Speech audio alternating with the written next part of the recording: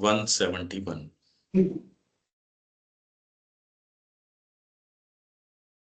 ये जो 3 fundamentals of Hinduism की हम बात करते हैं,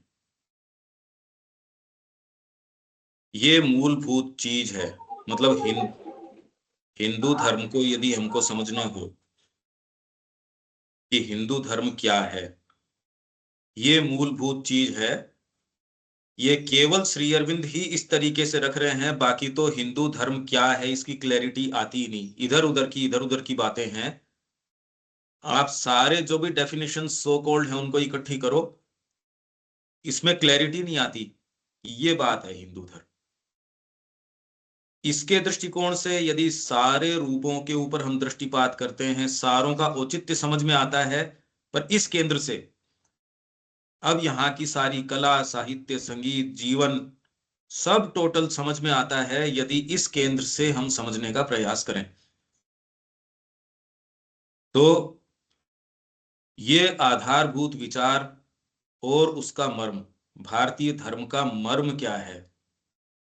भारतीय धर्म 3 आधारभूत विचारों, 3 फंडामेंटल इसकी चीजें हैं, या यूं कहें कि एक उच्चतम और विस्तृततम आध्यात्मिक अनुभव के 3 मूल तत्वों पर प्रतिष्ठित है।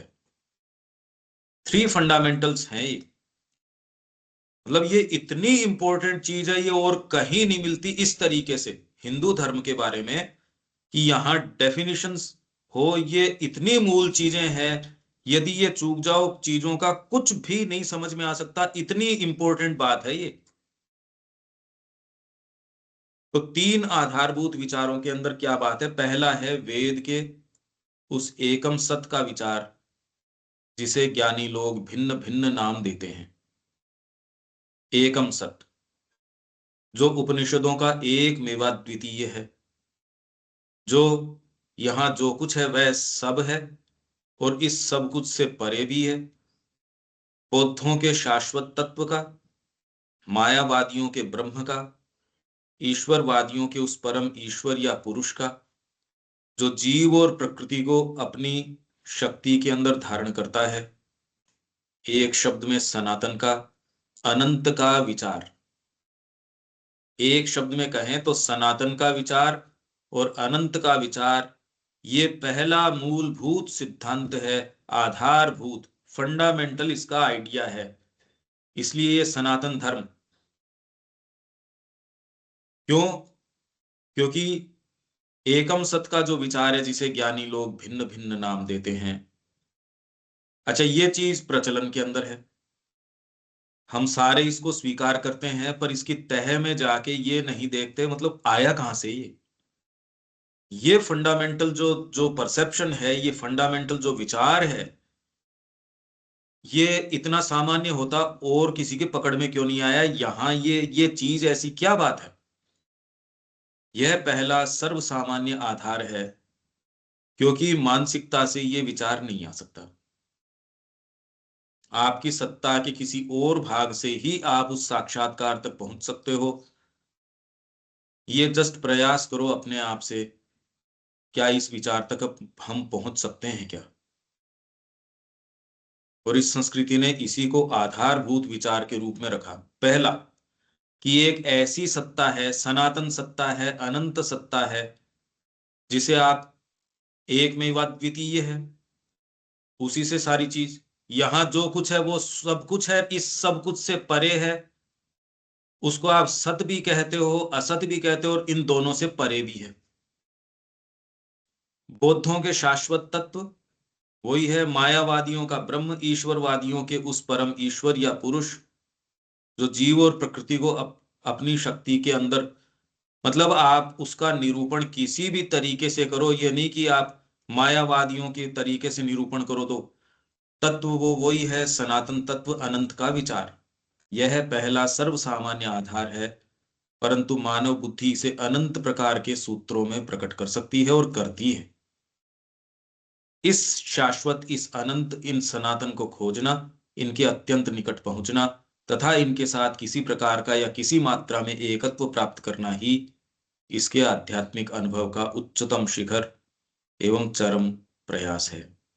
यही भारत के धार्मिक मन का पहला सर्व स्वीकृत विश्वास क्रीडो, यही इसका विश्वास है फंडामेंटल, जिसके ऊपर यही भारत के धार्मिक मन का धर्म, जो रिलीजन आप कहते हो वो नहीं। धर्म का अर्थ कोई ऐसी सत्ता के अंदर की हाँ कुछ है, ये पहला सर्व स्वीकृत विश्वास है और इसी की ओर अनुभव का उच्चतम शिखर एवं चरम प्रयास है। ये यदि हटा दिया जाए तो सारे प्रयासों के लिए अब कोई आधार ही नहीं बचा, चाहे योग हो चाहे कुछ भी हो। यदि ये वाली चीज नहीं हो तो और दूसरी कोई चीज रही नहीं। भाई अगर ये विश्वास ही नहीं हो कि कोई ऐसी परम सत्ता है तो जाओगे कहाँ? योग कैसे होगा, साधना कैसे होगी? आप अगर इसको हटाओ तो आपके जो संगीत है वो भी पश्चिम का संगीत बन जाएगा, जो आपको छोड़ के परे कोई चीज तक नहीं जाएगा। साहित्य किस चीज का विवेचन करेगा? कला किस चीज का विवेचन करेगी? जीवन का लक्ष्य क्या होगा? तो ये अगर मूल विचार आप हटा दो तो कुछ बचा ही नहीं। मतलब ये हम विचार में भी समझ सकते हैं कि ये फंडामेंटल हटाओ, अब कुछ बचा ही नहीं, नजर ही नहीं आ रहा अब तो कुछ। ये पहली चीज है। कितनी विशेष प्रज्ञा की बात है इसकी कि ये इसने इस आधार को रखा। भाई आप ये समझ रहे हो ना कि अगर ये आधार हटाओ तो और कोई दूसरी चीज अब करो किस आधार पे? लक्ष्य क्या है उसका? क्यों दीपक, ठीक है ये? मतलब ये अगर आधार हटा दो तो अब तो कुछ फिर करो क्या? मतलब आगे कैसे चलो, किस गोल क्या ले हो आप? ये पहली चीज है।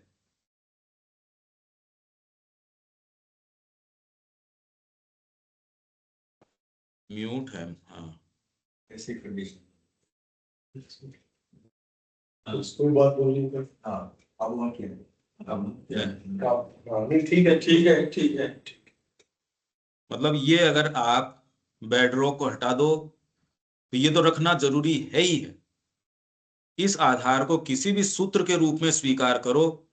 भारत में माने जाने वाले सहस्रों पथों में से किसी एक के द्वारा या यहां तक कि उनसे निकलने वाले किसी नए पथ के द्वारा इस महान आध्यात्मिक लक्ष्य का अनुसरण करो तो तुम इस धर्म के मर्म तक पहुंच जाओगे।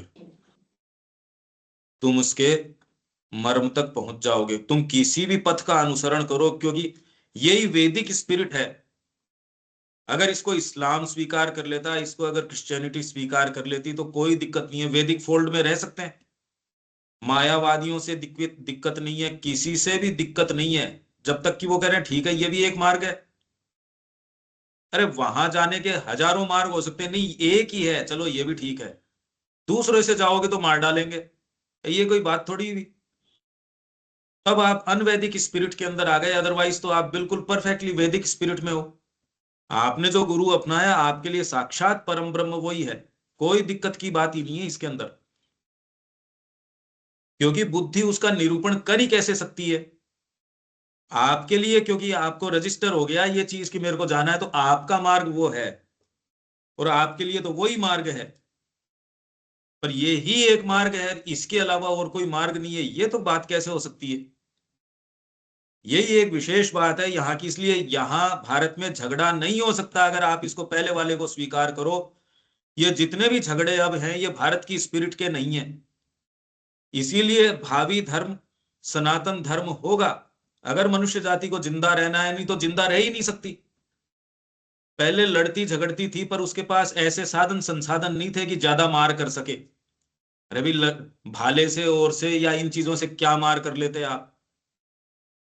अब जो है आपके पास ऐसे साधन हैं, तो खाली भावी विश्व धर्म जो है सनातन धर्म के अलावा और कोई स्पिरिट यहां नहीं रह सकती, नहीं तो एग्जिस्टेंस ही नहीं रहेगी धरती के ऊपर, जीवन नहीं रहेगा। मनुष्य नित्य वर्धनशील जो ऐसे हथियार और चीज पैदा कर रहा है कि धरती अब सहन नहीं कर सकती। सनातन धर्म कोई कोई आइडियल या कोई विचार या वो नहीं, अब तो आपके लिए तात्कालिक आवश्यकता बन गया। नहीं आप जिंदा नहीं रह सकते, मैं आपको नहीं रहने दूंगा, क्योंकि मेरे हिसाब से चलो। जाति, वर्ण, धर्म, रंग, धर्म, ये सारों के आधार पे यदि आप तोड़ते हो आप जिंदा कैसे रह सकते हो? इसलिए यदि विचार करो तो इस मनोभाव के अलावा आप जिंदा रह नहीं सकते। मनुष्य जाति एज ए जाति यहां जिंदा नहीं रहेगी। अब रहने कैसे देंगे? पहले हथियार थे नहीं इतने हाथ के अंदर। आज आज सारे देशों की कहानी देखो आप। और जब से ये युद्ध हुए, सारों ने अपने आप को खूब सशक्त कर लिया है। मतलब इतना पैसा बरस रहा है पाकिस्तान के अंदर, सारे उसको पैसा दे रहे हैं। स्थितियां एकदम बदल गई है भारत के चारों तरफ। तो इसके जो पड़ोसी हैं, देखो आप कैसी वोलेटाइल स्थिति है। तो ऐसे के अंदर यदि ये धर्म न हो केंद्र के अंदर, ये मनुष्य जाति नहीं बच सकती। तो जो श्री अरविंद कह रहे हैं, तात्कालिक परिस्थितियां उसको एकदम मतलब अपरिहार्य आवश्यकता है इसकी कि ये स्पिरिट, आपको सनातन धर्म की स्पिरिट आए, नहीं तो मनुष्य जाति जिंदा नहीं रह सकती। ये ही भाव आपको जिंदा रख सकता है। ठीक है, ये बात तो यहां तक तो अब तो, नहीं तो एग्जिस्टेंशियल प्रॉब्लम है। तो आगे चलते हैं। श्री अरविंद जो बात कह रहे हैं वो इतनी ज्यादा फंडामेंटल है। इस आधार को किसी भी सूत्र के रूप में स्वीकार करो, भारत में माने जाने वाले सहस्रों पथों में से किसी एक के द्वारा, या यहां तक कि उनसे निकलने वाले किसी नए पथ के द्वारा, कोई एक पर्टिकुलर मार्ग है, नया कोई गुरु आया, उसने अपने तरीके से थोड़ा सा समयानुकूल मोल्ड करके कोई चीज सामने दे दी, नया पथ निकाल दिया, उसके द्वारा इस महान आध्यात्मिक लक्ष्य का अनुसरण करो तो तुम इस धर्म के मर्म तक पहुंच जाओगे। अच्छा, विशेष बात इस धर्म की, उसने क्या आपके सामने रखा उससे ज्यादा इंपॉर्टेंट है, उसने इसकी प्रैक्टिस दे दी आपको। इसने विचार के रूप में नहीं रखा, इसने आपको प्रैक्टिस दे दी। ये एक और कहीं ये चीज देखने नहीं मिलती। इसने आपको साधना अभ्यास दे दिया। इस तक आप परीक्षण करके आज भी देख सकते हो। श्री अरविंद ने रिकॉर्ड ऑफ योग में जो चीज प्रस्तुत करी है, आप कल्पना नहीं कर सकते कि उन्होंने क्या चीज करी है। जितने भी पूरे पुराने जो आपकी सिद्धियां हैं और है हमारे अपने समय में, उन्होंने प्रैक्टिस करके उसको प्रमाण सिद्ध कर दिया। और ये कह रहे हैं हाँ ये है, तो पहले रही थी या नहीं रही थी, अब ये असमंजस की तो बात ही नहीं, ये है अभी भी। आप ये सोचिए यदि उनको नहीं किया जाए तो पिछली वाली चीजें सारी की सारी संदिग्ध हो गई। और अब उन्होंने इसको इस तरीके से रखा कि अब ये सारी जितनी भी बात है प्रमाण सिद्ध हो गई। उन्होंने उसकी प्रैक्टिस दी है पूर्ण योग की, उसके लेटर्स दिए हैं, आश्रम की स्थापना करिए, इसका प्रैक्टिकल एस्पेक्ट हमको माने श्री अरविंद ने दिया है। यदि इसको हटा दो तो केवल उनकी पुस्तकें जो है वो, आप अगर प्रैक्टिस में देखो तो उनका वो मायना नहीं निकलता यदि साथ में ये और सारी चीजें प्रैक्टिस की न दें तो। सोच के देखो आप। तो इस संस्कृति के, इस धर्म की विशेष बात यह है, किसी भी पथ से जाओ उसकी प्रैक्टिस उन्होंने साथ दे रखी है। ठीक है, ये बात भी, ये हम इनफ कभी इसके बारे में सोचते नहीं, पर ये एक विशेष चीज है जो इसी संस्कृति के पास है। बाकी तो उन्होंने नैतिक आदर्शों के रूप में हाई आइडियल्स इस तरीके से उन्होंने सामने रख रखा है बस। और वो आदर्श भी ठीक है, आप आदर्श रखो, बाकी प्रैक्टिस तो देखो, जीवन तो जैसा है वैसा है। उन्होंने जब पहला वाला लक्ष्य रखा ही नहीं तो जाएंगे कहां? इसलिए मैं कंटिन्यूअसली इस पे स्ट्रेस कर रहा हूं। ये चाहे कितना ही स्ट्रेस करो, ओवर स्ट्रेस तो आप कर ही नहीं सकते इस पॉइंट को, क्योंकि पूरी संस्कृति ने किया ही यही काम। भारत की संस्कृति ने किया ही यही काम। ठीक है, आगे चलें। दीपक, यहां तक ठीक है ना? तो आगे ये है कि किसी के द्वारा भी आप इसका अनुसरण करो, आप इस धर्म के मर्म तक पहुंच जाओगे, क्योंकि इसका दूसरा मूलभूत विचार यह है। तो ये जो बोल्ड है ना, देखो आप इनको, कि धर्म क्या है, यदि फ्लोट भी करना हो, ये इतना इंपॉर्टेंट है। नहीं तो सनातन धर्म का मतलब क्या है, ये श्री अरविंद ने जो जो इसकी परिभाषा दी है, इसके अलावा हो नहीं सकती। प्रैक्टिस तो किया जा रहा है इसको, सनातन धर्म को प्रैक्टिस तो कर रहे हैं।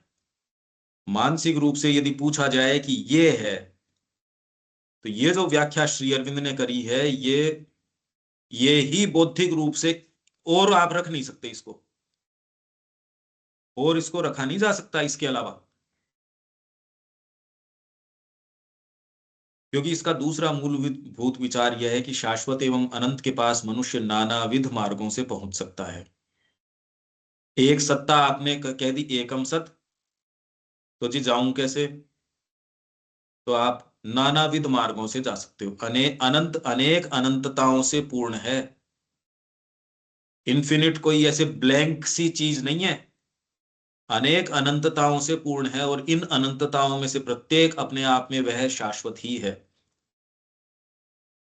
और अनंत कोई अलग चीज नहीं है। हम बैठे हैं ना, आप ये देखो कि हमारे रूप में एक गुत्थी ऐसी है जो आप ही सोल्व कर सकते हो, ये और कोई सोल्व नहीं कर सकता।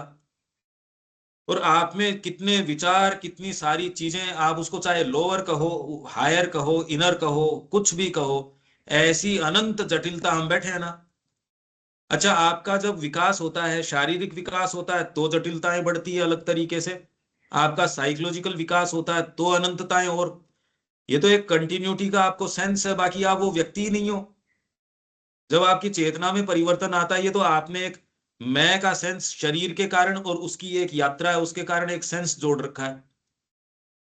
बाकी तो चेतना के अंदर आप वो व्यक्ति नहीं हो। यदि आप प्रोग्रेस कर रहे हो, 2 महीने पहले कोई और ही था। ये तो एक सेंस ऑफ कंटिन्यूटी बना रखा है, अगर जो यात्रा कर रहा है तो। पर फिर भी साइकोलॉजिकली आप जगत को जो परसीव कर रहे थे, वो तब और आज, और दिन दिन यदि आप ग्रो कर रहे हो, ये अनंतता, ये जो जटिलता है, आप अकेली हर एक इकाई इस जटिलता को देखता हो। आपका इंडिविजुअल सेल्फ, फिर आपका कलेक्टिव सेल्फ। हम एज ए ग्रुप, आपकी सोसाइटी का मान लो एक ग्रुप, वो एक इकाई है, उसका एक अपना सत्य है। फिर एक लार्जर कम्युनिटी का, इन सारों का अपना अपना सत्य है। ये कैसी कैसी अनंतताएं। मैं तो खाली एक उदाहरण दे रहा हूं कि सारी जटिलताएं, अनंतताएं, इनके अंदर भी आप यदि चेतना में शिफ्ट करते हो, तो ये सारी गुत्थी का इतना फर्क पड़ता है, इतना फर्क पड़ता है। आपको ये नहीं पता कि आपके साथ जो एसोसिएटेड लोग हैं, जैसे ही आप चेतना में परिवर्तित होते हो, उनमें क्या क्या चेंजेस आ जाएंगे। आपके साथ किस किस की नियति जुड़ी है, तो ये क्लोजली आप देख सकते हो कि आप अपनी चेतना के टॉप मोस्ट पे जब होते हो ना, तो जो दूसरों के अंदर प्रभाव है, आप समझ ही नहीं सकते कि आप कर क्या रहे हो। इतना जबरदस्त प्रभाव आपका हो रहा है, जो आप सोच समझ के योजना बना के जो करते, उससे हो सकता ही नहीं था। आपके जीवन काल में हो चाहे बाद में हो, डिपेंड करता आपने कौन से स्रोत की चेतना से आपने तदात्मता करी, उसको यहाँ एक्सप्रेस किया, और उससे किस किस की नियति, कहाँ कहाँ क्या क्या चीज है, अकल्पनीय चीज है, कैसी अनंतता है। आप देखो तो सही इसको। जो व्यक्ति उसको उस समय नहीं, कृष्ण प्रेम को नहीं जान रहा था, पर धीरे धीरे धीरे धीरे जो जान रहे हैं, उस व्यक्ति की के कारण उसने जो जीवन जिया, उसने तो जी लिया, पर आज उसकी गुत्थी आज भी चालू है। वो इक्वेशंस लोगों की अभी भी सोल्व कर रहा है, उसका जीवन अभी भी प्रेरित कर रहा है। आप क्या समझ रहे हो? तो उसका खाली शरीर अगर आप कहो तो नष्ट हुआ है, बाकी तो वो जो उसकी जो नियति के साथ जो जुड़े हैं, वो तो तब भी जुड़े थे, आज और जुड़ रहे हैं। कितनी विशेष बात है। उसको ज्यादा प्रैक्टिकल मानते हो, या हमारा अभी डिस्मल जीवन जिससे हम खुद परेशान है और दूसरे जो संपर्क में आ रहे हैं वो परेशान है, ये रियल ज्यादा है क्या? कौन सा रियल, अगर देखो तो प्रभाव के हिसाब से अभी क्या आदर्श है हमारा? हम जो जी रहे हैं वो किसके सामने क्या आदर्श प्रस्तुत कर रहे हैं? हमारी सत्ता का कौन सा भाग प्रमुख है? हमारे सामने सारे ऐसे उदाहरण हैं जिन्होंने अपनी सत्ता के डीपर पार्ट में निवास किया, तो अपने जीवन में भी उन्होंने अपने जीवन को कल्याणमय बनाया। उनके इर्द गिर्द थे, उनको उनका जीवन उन्होंने एकदम परिवर्तित किया, और उनका शरीर चाहे विघटित हो गया हो, पर आने वाले समय में भी अपनी छाप छोड़ दी। एक तो है ये जीवन, एक हमारा तात्कालिक जीवन, आपको जो भी व्यावहारिकता उसमें लगती होगी, देख लो उसको तो। अरे भाई, ये चीज तो साफ साफ नजर आ रही है, इसके अंदर क्या क्या दिक्कत हो रही है? आप जिस स्रोत से अभिव्यक्ति करते हो, ये सारे समीकरण को चेंज करता है। ये बात मैं किस दृष्टिकोण से कह रहा हूं? अनंत अनेकों अनंतताओं से भरा पड़ा है। यो तो आप अनंत की बात करो तो हाथ रखने की जगह नहीं है, क्योंकि अनंत है। पर हम अपने जीवन से ले लेना, इसमें जो संभावनाएं हैं, आपको कोई रोक तो रहा नहीं आपकी सत्ता की गहराई में जाने से। जो आप असंभव मानते हो वो ही करना चाहिए। जो आपको उच्चतम लगता है, जो लगता है यार ये इम्प्रैक्टिकल है, या आपको भीतर से यदि ये हो गया तो वो ही करने की चीज है। ये यदि भाव रखते हो तो सदा प्रगति प्रगति है। और ये नहीं रखते तो जो सो कॉल्ड प्रैक्टिकल है या और है, वो दायरा आपको उसी दायरे से बाहर तोड़ ही नहीं सकते। तो ये अनंतताओं से हमारा बीइंग भरा हुआ है। ऐसी अनंतताएं, मतलब सब अनंत ही अनंत है। आप देखो कैसी विशेष बात है ये। तो ऐसा अनंत अनंतताओं से भरा पड़ा है। अभी आपकी चेतना में शिफ्ट आता है, सारा समीकरण बदल जाएगा। और ये छोटी बात नहीं है। आपकी चेतना में शिफ्ट से कितने कितने रिपरकशंस हैं, ये आप देख सकते हो। और उससे सब जगत बदल बदल जाता है। आपको पूरे जगत में क्या होगा? अरे जगत एग्जिस्ट ही नहीं करता है सच तो। आपकी साइकोलॉजी आपको जो जगत दिखा रही है उतना ही तो है। ऑब्जेक्टिवली क्या है क्या नहीं है इसकी तो आप बात कर, कोई नहीं कर सकता इसकी बात तो। आपको जितना रजिस्टर करता उतने ही की बात कर सकते हो। तो वो जगत का तो सारा स्वरूप है नहीं। श्री अरविंद जो जगत के बारे में बता रहे हैं, जगत तो वो है जो उन्होंने निर्माण कर दिया। हम सारे जाने न जाने श्री अरविंद के जगत में निवास करते हैं, उनके विचार में निवास करते हैं। इससे इतर और कोई दूसरे जो लोग हैं उनका क्या जगत होता होगा हम नहीं जानते। तो वास्तव में तो सारे ही एक अनंतता अपने आप में लेके चल रहे हैं, अपना एक विशेष जगत। और उसके अंदर उसको पूरी छूट है, वो कितनी गहराई तक जा सकता है, अपनी अंतरतम चीज ला सकता है। आप डिवाइन स्वयं हो, यही कह रहे हैं, आपका विशेष मार्ग है। जैसे ही आप ये करते हो, इसके अप्रत्याशित परिणाम है। इसी अर्थ में वो कह रहे हैं वन मैन्स परफेक्शन, एक मनुष्य का, क्योंकि और कुछ है नहीं ना इस दृष्टिकोण से। क्यों ये बात यहां तक ठीक चल रही है? यहां तक तो अनंत, अदरवाइज तो अनंत ठीक है भाई। और हाथ कैसे रखें इस अनंत के ऊपर? हमसे ही शुरू करें ना। हम अनंत हैं, हमारे अंदर ये वाली बात है। और इसमें अनंतताएं और पता नहीं क्या क्या है। आप शिफ्ट करो, करते ही सारा समीकरण बदलता है, बहुत ज्यादा बदल जाता है। बाकी ऑब्जेक्टिवली क्या बदलता है क्या नहीं बदलता हमको क्या पता। भाई श्री अरविंद के अनुयायी अतिमानस की बात को स्वीकार करते हैं, दूसरे नहीं करते। तो इससे क्या आगमन को रोक देंगे क्या? वो नहीं करेंगे इसको, क्या फर्क पड़ता है इस बात से? तो अनंत अनेक अनंतताओं से पूर्ण है, और इन अनंतताओं में से प्रत्येक अपने आप में वह शाश्वत ही है। सब के सब बुद्धि जो हम यहाँ सोल्व कर रहे हैं वो शाश्वत है। हम में से हर व्यक्ति वो जिस चीज को रिप्रेजेंट कर रहा है या जो अनंत है, वो अनेकों अनंतताओं से परिपूर्ण है। आप किसी चीज पे हाथ रखो, किसी फील्ड पे हाथ रखो, किसी विचार के ऊपर रखो, कुछ भी रखो, आप ट्रेस बैक कर सकते हो। ये ट्रेस बैक करना ही सच्ची शिक्षा है, कि आप हर चीज के अंदर डिवाइन से उसको जोड़ सको, क्योंकि एक्चुअल में वो डिवाइन है। आप कहीं से भी एक फूल से शुरू करो, डिवाइन से जोड़ दो। आप किसी पत्थर से, जड़ तत्व से, किसी भी चीज से जोड़ दो उसको, और सीधे ट्रेस बैक कर लो वहां तक।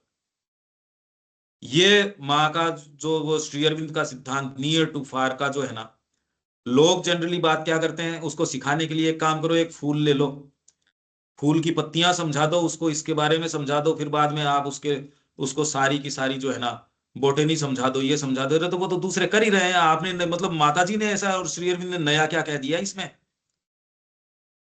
आप उसको भौतिक स्तर तक, ठीक है, एक स्तर तक आपने कहा कि ये शिक्षा का बढ़िया तरीका है, हाथ में फूल दे दो ना उसको।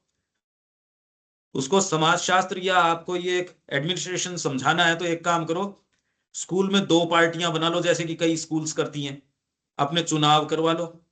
अपने इसके अंदर वो सारा तंत्र जो है ना, पार्लियामेंट्री सिस्टम पूरा समझ जाते हैं। वो संसद एक कर लेते हैं इस तरीके की, कि वहां सारी प्रोसीडिंग वो वर्चुअल तरीके, या एक मतलब एक एक एक प्रोटोटाइप बना के बच्चों को समझाते हैं, देखो ये ऐसे काम कर रही है। ये नियर टू फार काम नहीं करना। आपने नया क्या दे दिया उसको? आप उस सीमा को तोड़ के, हाँ ठीक है, उसके लिए जो चीजें हैं वो और इंटेलिजिबल बना दी और उसको ग्रास्प करने के लिए सुलभ बना दी, उतनी तो ठीक है। उसकी मेमोरी और ज्यादा रिटेन कर लेगी। फूल आपने उसको टच करवा दिया, एक एक पत्ती तोड़ के दिखा दी, उसका रंग दिखा दिया, खुशबू दिखा दी, जहां बगीचे में खिलता है वो दिखा दिया, उसके प्रोडक्ट्स बना दिए, जो भी आप कर सकते हो ये सारे किए जा सकते हैं, करे जा रहे हैं। जो थोड़े भी सीरियस हैं वो लोग ये काम कर रहे हैं। तो जो नहीं कर रहे उनसे बेटर रिजल्ट है इनका। पर ये आप नियर टू फार का, ये कोई फार गए कहाँ आप? कितना फार गए हैं?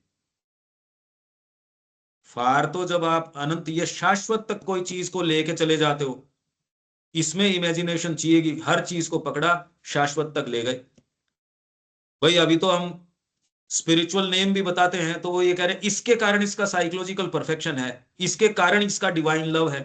अरे कारण क्या होता है आपको तो इसका सेंस होना चाहिए। ये कारण मतलब ये कोई इसके कारण है क्या, कि इसके 5 पत्तियां हैं तो ये है, तो और दूसरों के 5 पत्तियां, उनके क्या कमी है साइकोलॉजिकल परफेक्शन में? इसलिए नियर टू फार ये हुआ नहीं। ये तो उसी जगह थोड़ा सा और बढ़िया चक्कर काटना है, जैसे आपने भैंस को बांध रखा है, थोड़ा सा और रस्सा खोल दिया, थोड़ा और चर लेगी, उसको नियर टू फार कह रहे हो आप। लगभग यही बातें हो रही हैं। ये हम तो समझो कम से कम इस बात को, नियर टू फार का मतलब ये है कि धीरे धीरे धीरे धीरे उसके रियल सेल्फ तक ले जाओ, हर चीज को पकड़ के किसी भी बात को करो, फिर उसको ले जाओ कि तू शाश्वत तक है भाई। मैथ्स पकड़ी, मैथ्स को पकड़ के वहां तक ले गए, साइंस पकड़ी, साइंस को पकड़ के वहां तक ले गए। तो बच्चा किसी भी चीज को पकड़ेगा और वहां तक ले जा, है मुश्किल, बहुत ज्यादा मुश्किल है, पर करने का काम है। ये जो हम नियर टू फार जनरली जो ये कहने में आती है, ये चीज इसी तरीके से कहते हैं। आपने भी सुनी है ये तो, कि नियर टू फार का मतलब ये है एक चीज उसके हाथ में दे दो और उसको उस सब्जेक्ट के बारे में सिखा दो। अरे तो ये तो फिर आपका तो व्यू ही फिर बाद में मटेरियलिस्टिक है। फिर तो टीचिंग एड तो कर ही रहे हैं सारे के सारे, इसमें नई क्या है, ऐसी क्या विचित्रता तुमने कर दी? तो तुम मास रियल के विचार को ही नीचे उतार लाए कि ऐसी दकियानूसी बात कर रहे हो, क्योंकि दृष्टि तो उसी परिणाम के ऊपर है। ठीक है ये बात दीपक, ये आप लोगों के नहीं, दृष्टि नहीं जा रही ना, आपका एक दायरा तो वो का वही है, बस उसको आपने थोड़ा सा और बढ़िया तरीके से कर लिया। टीचिंग एड में पहाड़े जल्दी ऐसे सिखा लो, ये थोड़ा सा ये कर लो, थोड़ा सा ये कर लो। तो उससे तो वो शिक्षा अगर होती तो माता जी अरविंद जी ये इसी के लिए साइकिक साइकिक कर रहे हैं। अब कैसी अजीब बात है। पर हम सारे के सारे देखो, मैंने तो बहुत जगह यही नियर टू फार का मतलब विदाउट फेल सारे के सारे यही जो मैं उदाहरण दे रहा हूं वही बातें करेंगे।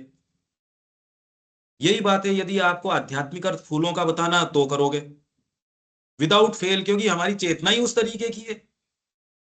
अगर हम उसमें निवास नहीं करते, आप हर चीज को अपने ही वल्गर स्तर के ऊपर उतार के लाओगे, कोई भी वो उसी स्तर के ऊपर उतार के लाओगे। इसलिए महाश्री नीति शिक्षा का वल्गराइजेशन करते हैं, जबकि ये है शाश्वत, क्योंकि सब कुछ अपने आप में शाश्वत ही है। और यहां सृष्टि की सीमाओं के भीतर परमेश्वर अनेक मार्गों से अपने आप को संसार में अभिव्यक्त और चरितार्थ करते हैं। ये है नियर टू फार। सृष्टि की सीमाओं के भीतर मतलब आप ढेला भी उठाओ मिट्टी का और उसको सीधे कहते ये देखो शाश्वत भगवान स्वयं है। परमेश्वर अनेक मार्गों से अपने आप को संसार में अभिव्यक्त और चरितार्थ करते हैं। जिस भी मार्ग से चल पड़ो, आप उसको योग कह दो चाहे साधना कह दो, कुछ भी कह दो, कहो कहो नहीं कहो नहीं कहो, कोई जरूरी है क्या पद्धति कहना? पद्धति तो आपको एक खाली बोलने में सुविधा होती है, मैं इस पद्धति से जा रहा हूं, बाकी एक्चुअल अगर बारीकी से अपने नेचर को आप देखो, पद्धति होती भी नहीं आपके साथ। बहुत बहुत ही कॉम्प्लेक्स चीज चलती है हर जने के साथ। आप भी मिनट टू मिनट कितनी ये कॉम्प्लेक्सिटी में से गुजर रहे हो और गुजरते रह रहे हो, उसमें आपको अनुभव भी हो रहे हैं, उसमें आपके डीपर चीजें भी आप करते ही हो अपने आप को मैनेज सारे दिन। कोई चीज श्री अरविंद की पढ़ते हो उसका एक इंप्रेशन भी आता है, वो आप अपने विचारों पे कर्म पे डालने की भी कोशिश करते हो, उसमें दूसरे विचार हैं वो जैसे, मतलब ये इतनी ज्यादा कॉम्प्लेक्स चीज लगातार हर जने के साथ हमारे साथ भी चल रही है। तो ये क्या कह रहे हैं? प्रत्येक मार्ग उन शाश्वत ही का है और आप विशेष मार्ग से चल रहे हो। हर जना कहने को श्री अरविंद की वही राइटिंग वो पढ़ रहा है, वही पेज पढ़ रहा है, चाहे आप एक ग्रुप में रीडिंग कर रहे हो, हर जना उसकी एक विशेष तरीके से गुत्थी खोलता है और उसके बीइंग के अंदर कहीं एक अलग ही जगह जाके वो रिजोनेट करता है। ये बहुत ज्यादा विशेष बात है, हम सब के साथ चल रही है, सारे समय चल रही है हमारे साथ। आप जिसको निद्रा कहते हो उसमें भी चल रही है, आप जिसको जागृत, जागृत तो हम बहुत ही बहुत कम है, खैर कॉन्शियस होते कितने हैं, अच्छी बात है, उसके बावजूद भी चल रही है। उसके कारण चलती तब तो जो चलता सो ही चलता हमारे, क्या चलता हमारे कॉन्शियस क्या है, पर डीपर चीजें भी चल रही है। क्योंकि प्रत्येक सीमित में हम असीम को खोज सकते हैं और उनके आकारों एवं प्रतीकों के रूप में सभी चीजों के द्वारा हम उनके पास पहुंच सकते हैं। ये है शिक्षा। इसी के लिए जीवन ऐसा बना दिया कि वो बार बार रिमाइंड करे, रियलिटी वो है, वहां जाओ। कोई चीज नहीं छोड़ी, कोई चीज, युद्ध जैसी चीज को भी धर्म क्षेत्रे कुरुक्षेत्रे, उसको आपको बार बार रिमाइंड करने का यदि बना लिया तो आप सोचिए कितने सीरियस हैं इस बारे में। ये नहीं कि वहां आपका जो लोअर सेल्फ है उसको पूरी छूट दे दीजिए, आप करो यहां ना। ये किया जा सकता है कि आप देखो तो सही, युद्ध के अंदर धर्म क्षेत्र कुरुक्षेत्र, तो सामान्य जीवन के अंदर तो ये कल्पना, आप सोचो तो सही।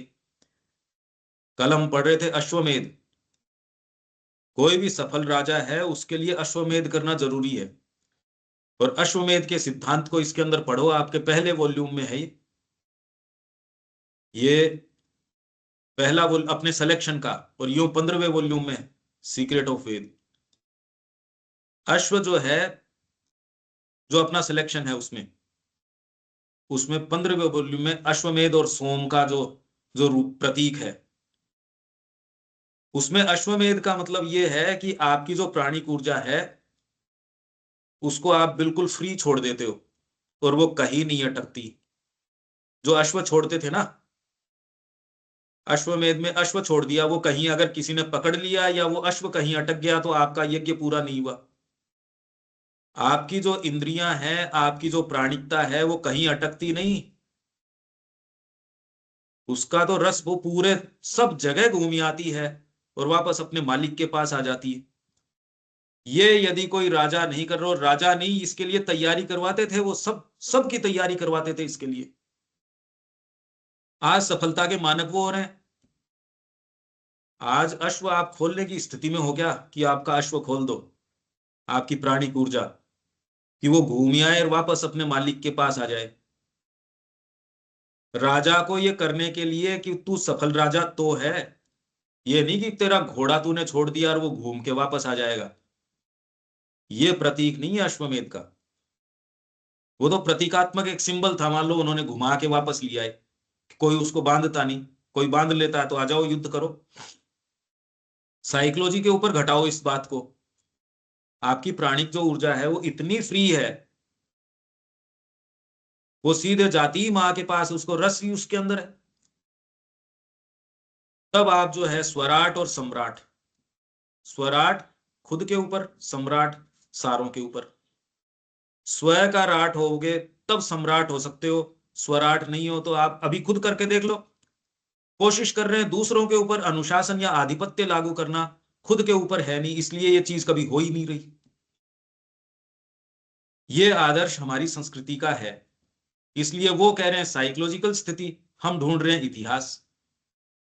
ये श्री अरविंद का मेन थ्रस्ट है सीक्रेट ऑफ वेद के अंदर। उन्होंने कहा मेरी ये हाइपोथेसिस है और ये वैलिड इसलिए मानी जानी चाहिए क्योंकि इन इन आधारों के ऊपर मैंने इसको कसौटी पे कसा है। 3 आधार उन्होंने बताए, पूरी चीज बताई है उन्होंने, भाषा विज्ञान के ऊपर, अपने अनुभव के ऊपर और इतिहास के ऊपर। क्या उपनिषदों में भी इस शब्द का ये अर्थ लगाया गया है? और उन्होंने एक एक शब्द को पकड़ा, 10-10 हजार मंत्रों के ऊपर इनके ऊपर लागू करके देखा है। ऐसे नहीं कि ये परम्यूटेशन कॉम्बिनेशन बिठाएं, अगर गो का ये अर्थ लगाते हैं तो ये अर्थ निकलते हैं। आप हर शब्द को 10-10 हजार मंत्रों के ऊपर लगा के देख रहे हो, 3-3.5-4 हजार का अनुवाद कर रहे हो और कुछ के ऊपर जो है सैकड़ों पे कमेंट्री कर रहे हो। क्यों कर रहे थे श्री अरविंद ये काम? और ये तो डॉक्यूमेंटेड है, ऑन रिकॉर्ड है ये तो सारी चीज, अरे पुस्तक है ना ये तो। जबकि श्री अरविंद ने कहा मैं ये इंटेंडेड नहीं थी पब्लिश करने के, वो उनके इंटेंशन में नहीं थी कि ये पब्लिश हो सके।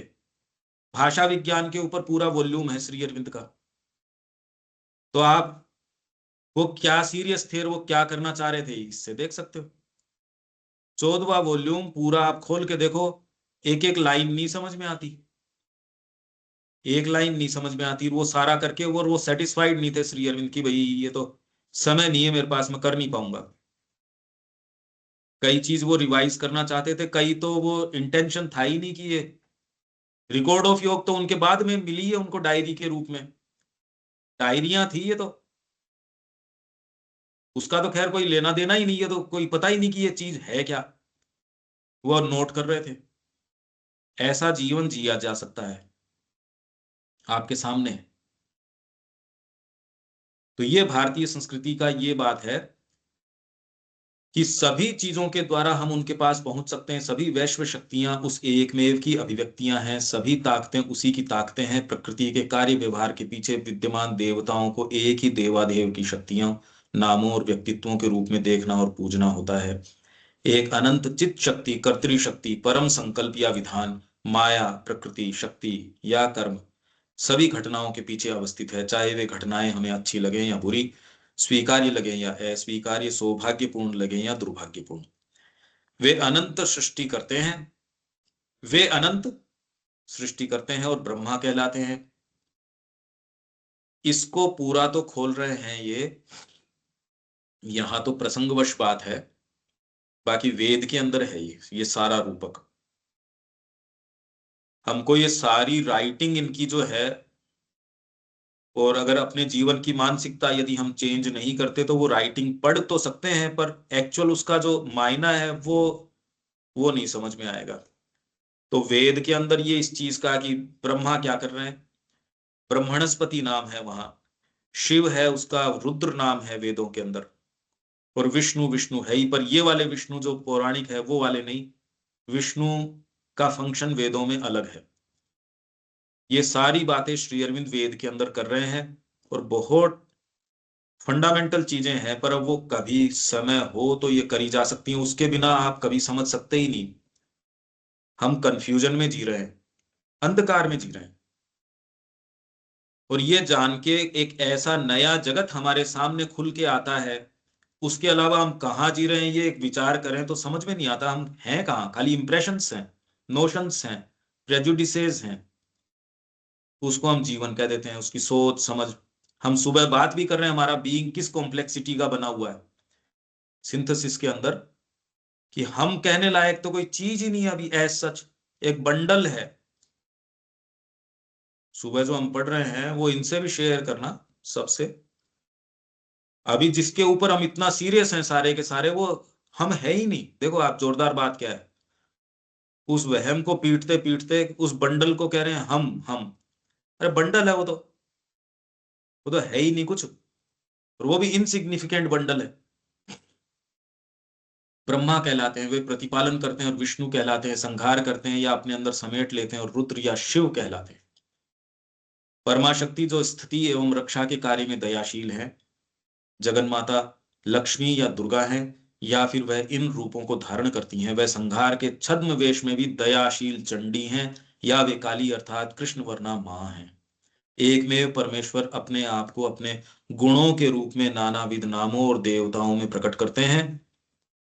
वैष्णव का दिव्य प्रेम में ईश्वर और शाक्त का दिव्य शक्ति में ईश्वर दो भिन्न देवता प्रतीत होते हैं, पर वास्तव में वे विभिन्न रूपों में एक ही अनंत देव हैं।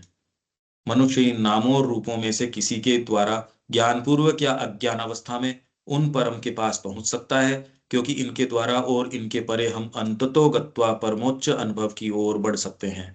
फुटनोट क्या कह रहा है, भारतीय बहुदेववाद का यह निरूपण पश्चिम के दोषारोपणों को उत्तर देने हेतु निर्मित कोई आधुनिक युक्तियां नहीं है। बहुदेववाद। अच्छा, फिर बाद में इन्होंने नया एक शब्द क्या गढ़ा पश्चिम वालों ने, हिनोथेइज्म। हिनोथेइज्म को आप हिंदी में क्या बोलते हो, क्योंकि गढ़ा वैसे तो इन्होंने एकैकाधिदेववाद, एक देव की मतलब बहुत सारे देव हैं, उसमें एक को आपने सर्वोपरि बता दिया। यहाँ पुराणों में पता नहीं ये क्या कर रहे हैं, गणेश पुराण के अंदर गणेश को सर्वोपरि बता रहे हैं, विष्णु पुराण के अंदर विष्णु को, शक्ति की जो चीजें हैं उसके अंदर देवी को सर्वोपरि बता रहे हैं, और शिव पुराण में शिव जी को बता रहे हैं। यार ये करना क्या चाहते हैं? तो वो कह रहे पागल लोग हैं, हिनोथेइज्म है ये। आप सोचो मतलब ये क्या कह रहे हैं, और श्री अरविंद ही इसको वास्तव में उत्तर दे रहे हैं इन सारी चीजों को, और कहीं इसीलिए टच नहीं करते, और कहीं इस तरीके से टच नहीं करते, करते हैं तो अपनी ही चीज को, अपने जिस पंथ को आप फॉलो कर रहे हो उसी को स्थापित करने के लिए करते हो। तटस्थ तो इंक्वायरी है ही नहीं, डिसइंटरेस्टेड की ये एक्चुअल में सत्य क्या है, क्योंकि मैं हूं इस पंथ का इसलिए सर्वोपरि है, मैं शक्ति का उपासक हूं इसलिए शक्ति का पंथ सबसे ऊपर है। ये तो कोई उत्तर नहीं हो सकता। तो एक्चुअल में ये सारी चीजों को भारतीय संस्कृति के परिप्रेक्ष्य में रखें कैसे सारे को, ये प्रश्न है। हालांकि हमारे मुद्दे तो खैर जो हैं सो ही हैं, इसलिए प्रश्न उठता ही नहीं है कि ये इस इशू को रखें कहां इस सारे को। तो क्या है, भारतीय बहुदेववाद का यह निरूपण पश्चिम के दोषारोपणों को उत्तर देने, कोई आधुनिक युक्तियां नहीं है कि एक कोई देव वो सब परम देव है, ये युक्ति इसके लिए नहीं बनाई गई। इसका स्पष्ट रूप से वर्णन हम गीता में भी पा सकते हैं। इससे भी पूर्वतर यदि यही उपनिषदों का भी अभिप्राय है, इसका साफ साफ उल्लेख अनेकानेक शब्दों में प्राचीन काल के प्रारंभिक दिनों में वेद के तथाकथित आदिम, तथाकथित सो कॉल्ड आदिम कहते हो आप इसको, जो कि वस्तुतः प्रकांड गुह्य वेदता थे, आप तो आदिम कहते हो। श्री अरविंद कह रहे हैं सायण से भी, आप तो चर्चा करते हो सायण को वेद के एक प्रामाणिक व्यक्तित्व के रूप में, जबकि श्री अरविंद ये कह रहे हैं सायण भी जिस वेद को प्रतिपादित कर रहा है उससे भी वेद का मंडन नहीं हो रहा, वेद का खंडन ही हो रहा है। सायण ने जिस वेद को सामने रखा है, एकमात्र जो आवाज सेन है इसके विषय में वेद के बारे में, वो दयानंद जी की है। और दयानंद जी ने अपने दृष्टिकोण से कही, बाकी विवेकानंद जी ने जानबूझ के इसको टच नहीं किया, उनको पता भी नहीं था और उनके कार्य क्षेत्र में ये आती भी नहीं थी। और वेस्टर्न फोरा को डिस्टर्ब न किया जाए इसके लिए, उनको तो ये पता भी नहीं था, इसलिए उन्होंने तो मैक्स मूलर की बड़ाई करी है। विवेकानंद जी ने कहा कि मेरी मुलाकात हुई और वो भारत का बहुत शुभ चिंतक है, तो उनको उस समय तक इसका आइडिया नहीं था। हालांकि बहुत चीजों का बहुत डीप परसेप्शन था, आर्यन इन्वेजन का ऐसा डीप परसेप्शन था जो आज तक लोगों को नहीं हो रहा, पर समय कितना था उनके पास, और उनका एक कार्य विशेष था कि मेरे को ये कार्य करना है, वो उन्होंने बखूबी किया। ये जो बातें हम कर रहे हैं ये सुनने में तो आ रही हैं, पर ये एक्चुअल में इसका प्रश्न किया जाए, इसको सामने इंटेलिजिबल तरीके से रखा जाए, इन प्रश्नों को लिया जाए, पहले तो स्वयं के लिए सुलझाया जाए, फिर बाद में जो आज जितनी भी विशृंखलता समाज में देख रहे हो उठ यहीं से रही है। वो समझे नहीं समझे, हम तो उत्तर समझे इसका वर्ण व्यवस्था का, ये बातें कहाँ से उठ रही है और चीजें कहाँ हैं, ये यदि हम नहीं समझे और उन्हीं मुद्दों में लगे रहे तो हमारे समाज का जो हो रहा है वैसे ही होगा। मतलब इसका तो चारों तरफ से इस जाति को तो निगलने का प्रयास है कि हिंदुओं को खा जाओ, और इसीलिए क्योंकि हिंदू हम जिस तरीके के हैं हम जानते ही नहीं अपने आप को, हमको सेंस ही नहीं, इसलिए सारे के सारे आप देखो आघात किस चीज के ऊपर है।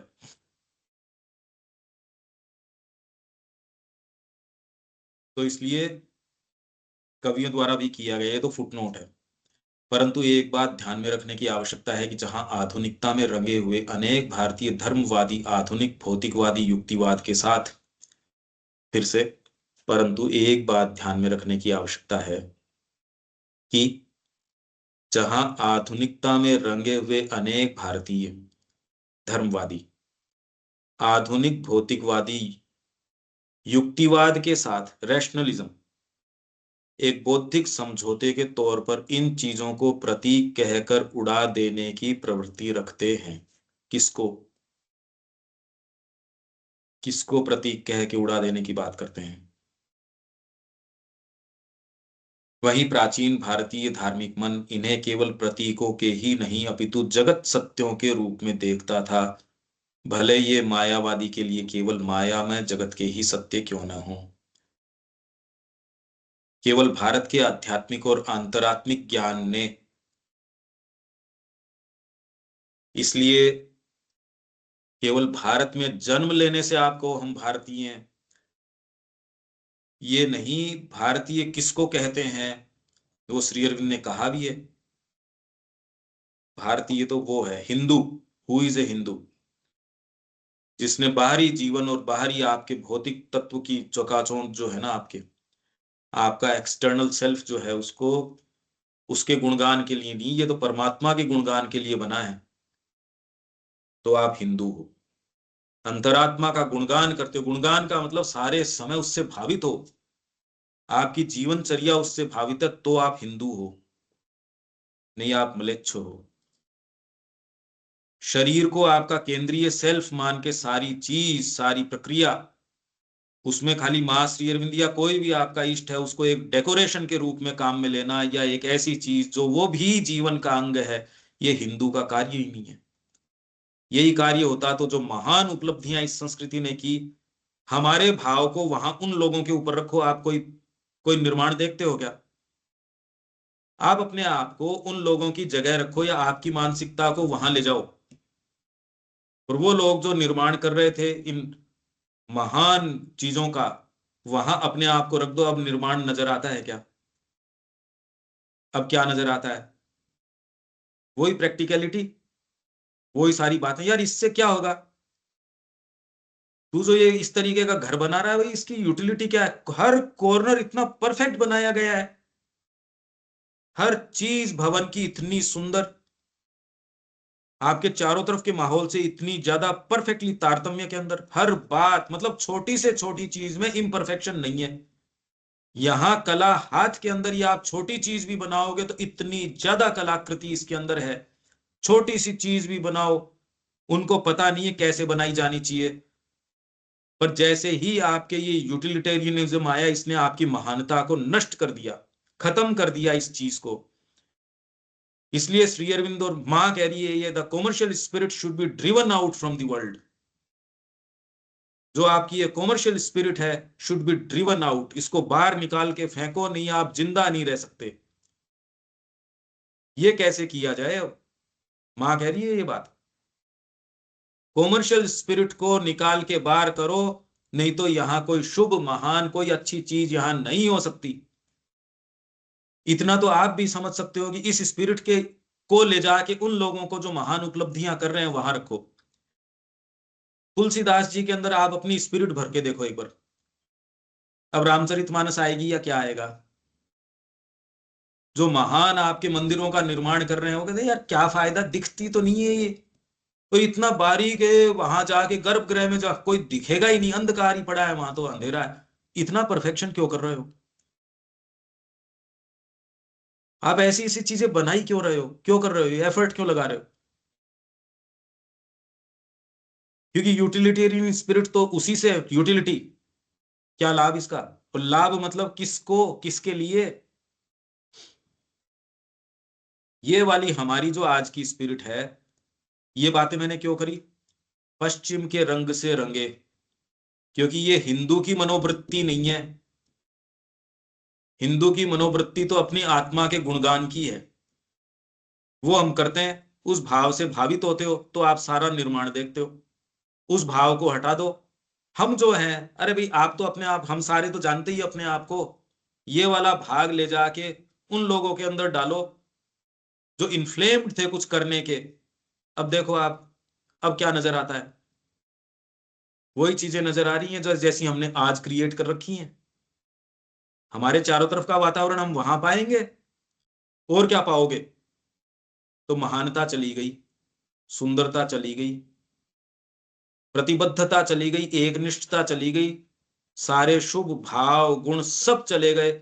हमने सबको अश्लील बना दिया, सब चीजें अश्लील वल्गर हो गई, एकदम नीचे आ गई, सब चीजें नीचे आ गई।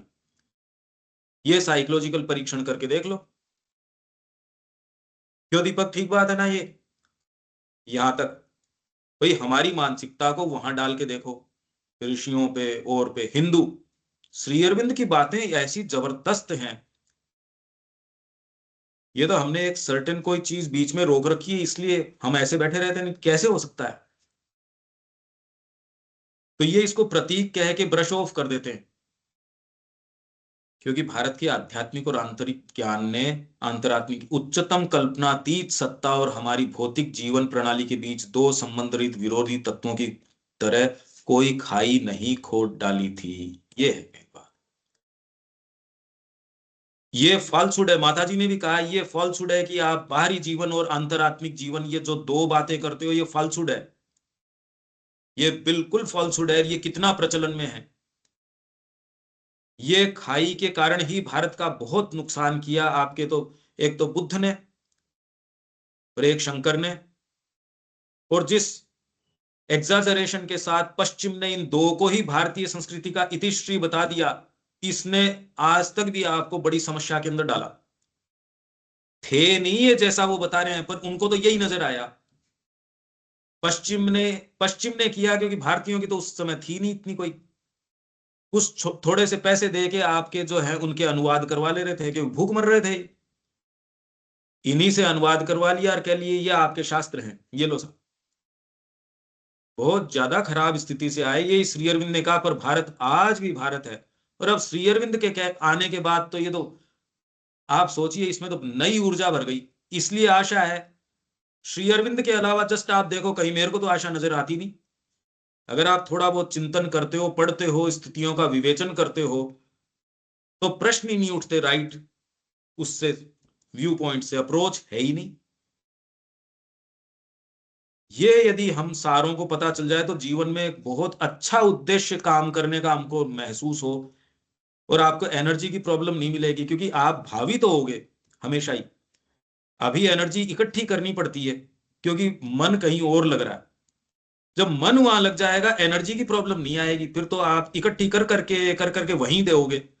जिस चीज में मन लगा रहता है आदमी, देखो कैसे अब सहज जाता है ना, वहां थकान थोड़ी आती है उसके अंदर, अभी लाना पड़ता है उसको।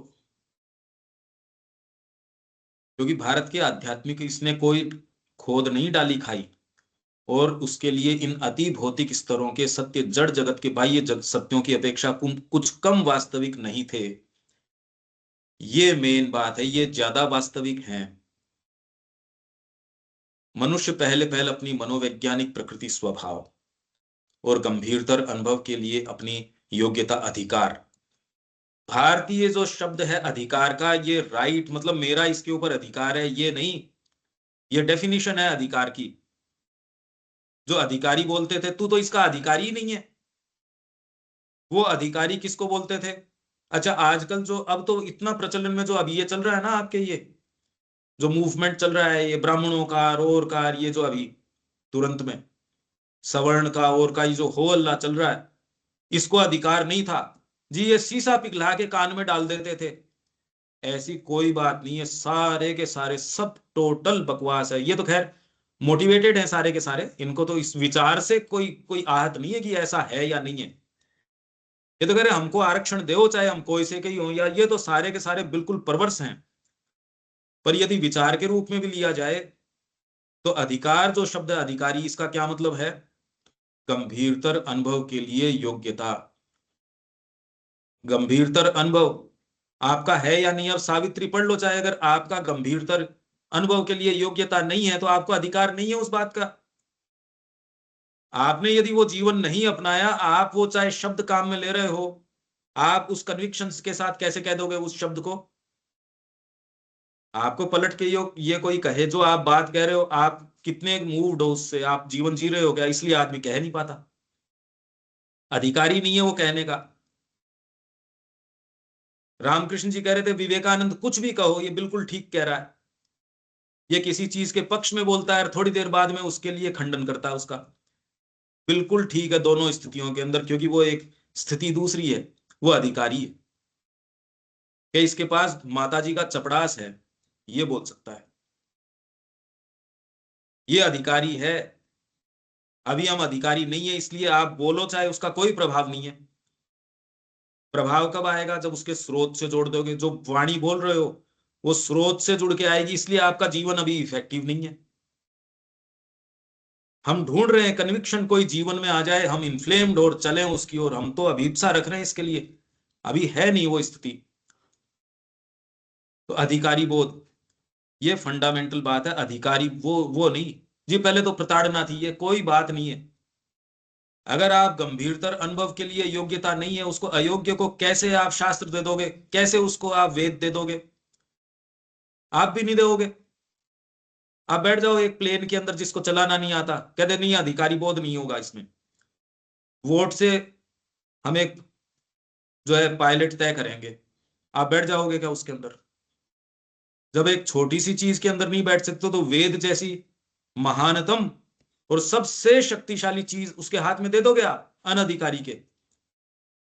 आध्यात्मिक अनुभव की जिसकी क्षमता नहीं है, कैसे दे दोगे उसको? ये कारण है इसका। आप गोपनीयता की शपथ दिलाते हो मंत्री पद के अंदर, किस चीज की गोपनीयता नहीं? कोई वो फिजिकली कुछ चेंज हो गया है या कोई चेंज हो गई उसकी चीज? तो इसलिए द्विज को जो चीज मिलती थी वो हर व्यक्ति को नहीं मिल सकती। आप बन जाओ द्विज, आपको कोई मना कर रहा है क्या? पर द्विज को ही मिलेगी। वेद का रहस्य द्विज के सामने ही ओपन किया जाएगा, और किसी तरीके से नहीं किया जाएगा। इसमें बाहरी तरीके से आप प्रवेश नहीं कर सकते। ये अधिकारी बोध के अनुसार ही परमेश्वर के पास पहुंचता है। सत्य के किस स्तर एवं चेतना के किस आयाम तक वह पहुंच सकता है, यह उसके आंतरिक विकास की अवस्था के द्वारा निर्धारित होता है। उसी से धर्म संबंधी नाना मत सिद्धांतों का जन्म होता है, पर उनके द्वारा स्वीकृत तत्व कोई काल्पनिक रचनाएं, पुरोहितों या कवियों के आविष्कार नहीं होते। ये सारों से इतने अनुभव फूट फूट के आते हैं, पर हमारी समय सीमा है, इसकी पर्याप्त बात नहीं की जा सकती। अपितु वे भौतिक जगत की चेतना और ब्रह्म की अनिर्वचनीय अति चेतना के बीच की अति भौतिक सत्ता के सत्य होते हैं। अभी खाली एक दृष्टिकोण की प्रॉब्लम हमारे साथ चल रही है। यदि हम इसको थोड़ा सा ढीला कर पाते, बाह्य दृष्टिकोण को, और भीतरी जो जगत है हमारे लिए उतने ही रियल हम महसूस करते, या कम से कम ये मानते कि हाँ वो रियल है, हमको कॉन्क्रीटली महसूस हो रहे हो वो नहीं हो रहे, वो तो एक बात है, पर अभी तो स्वीकार्यता नहीं है ना।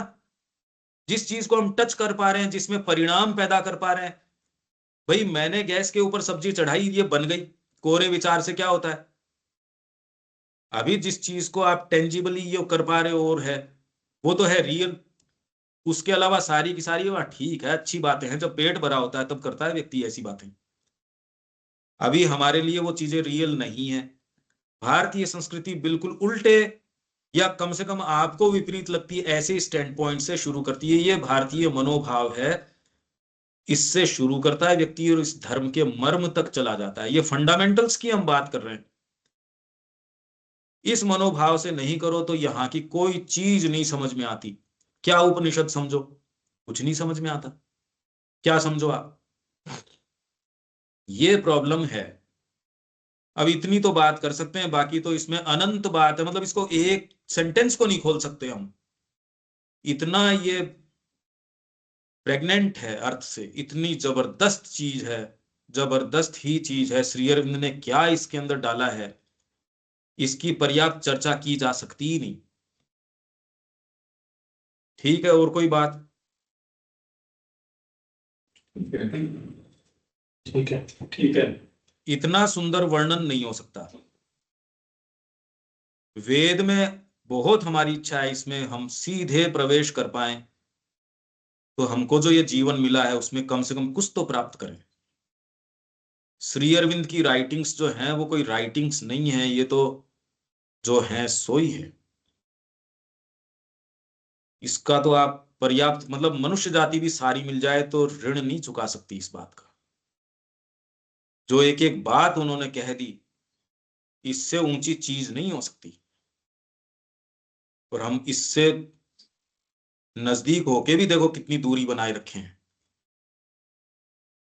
करें कोशिश, और तो क्या करें। ठीक है। हाँ।